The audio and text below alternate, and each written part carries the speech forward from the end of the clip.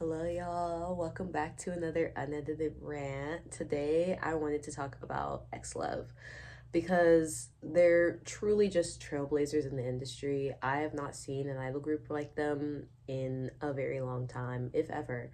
And they just had their most recent comeback with Riz and I guess the subtitle track Beep. I don't know if it's a subtitle track or if it's just another song that they're promoting, but I wanted to talk about it anyway, so we're just gonna get right into it.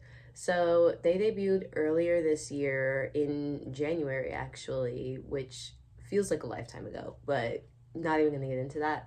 They debuted in January with I'm a Bee. It was a single, it was a digital single. So no official release for them, or no physical release for them, but it was making waves because people were like, this is like totally different from what we've seen before.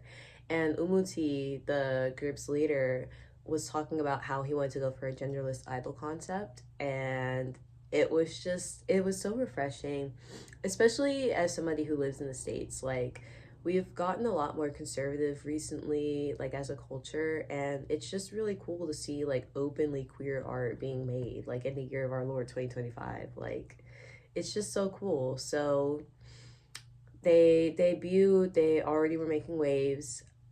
The songs, I'm gonna get into the songs later. I'm just not even gonna touch that. I'm gonna get into the songs later.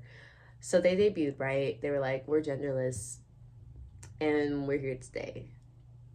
They make their first comeback with One and Only, and this is where they go viral. This is where they go viral in the K-pop community. This is where they're really leaning into the genderless idol concept. I should also explain too, for the girlies who aren't super familiar with XLOV, um, there's four members. So there's Umuti, the group's leader. There is Rui. Forgive me if I butchered the names, by the way. I was looking up the Hangul on K profiles last night, but you know, I have an American accent. My pronunciation's not going to be perfect. There's Rui, Hyun, um, and Haru. So Umuti, Rui, and Haru were all on Boys Planet. Umuti's been on like a gajillion shows. Like, he was on like Under 19.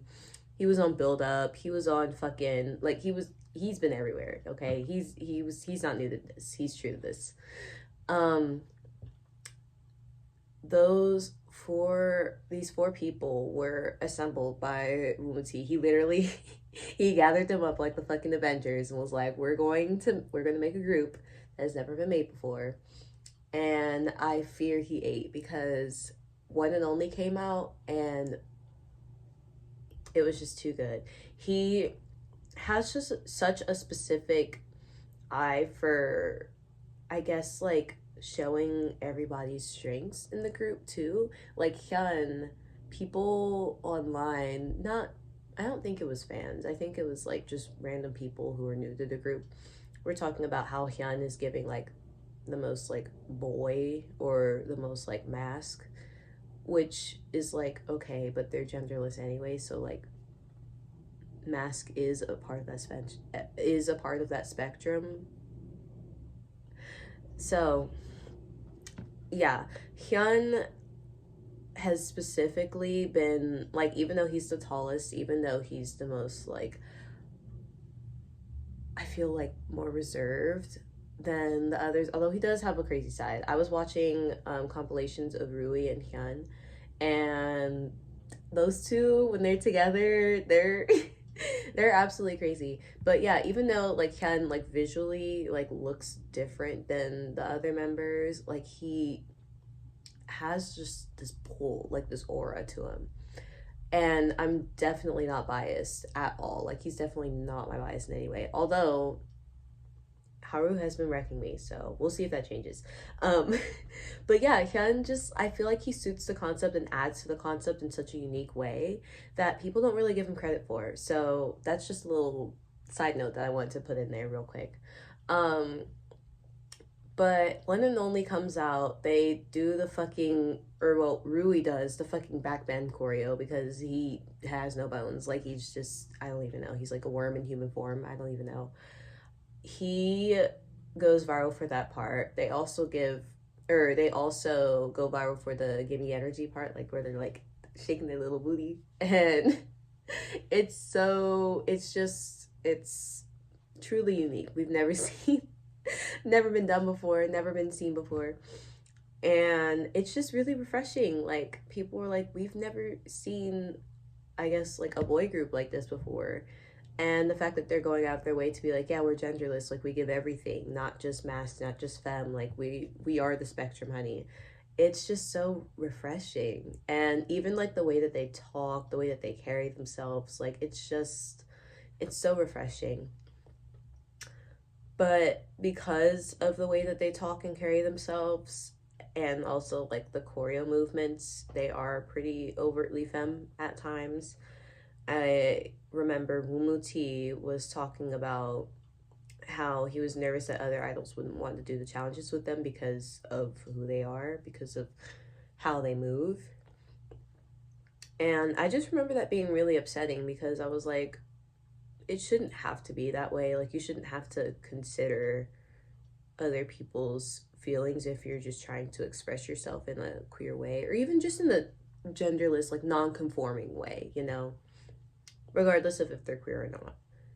But this era with Riz, they released this, I want to say like a week ago. I don't remember the exact date, but it was very recent. Like, it was this month, November.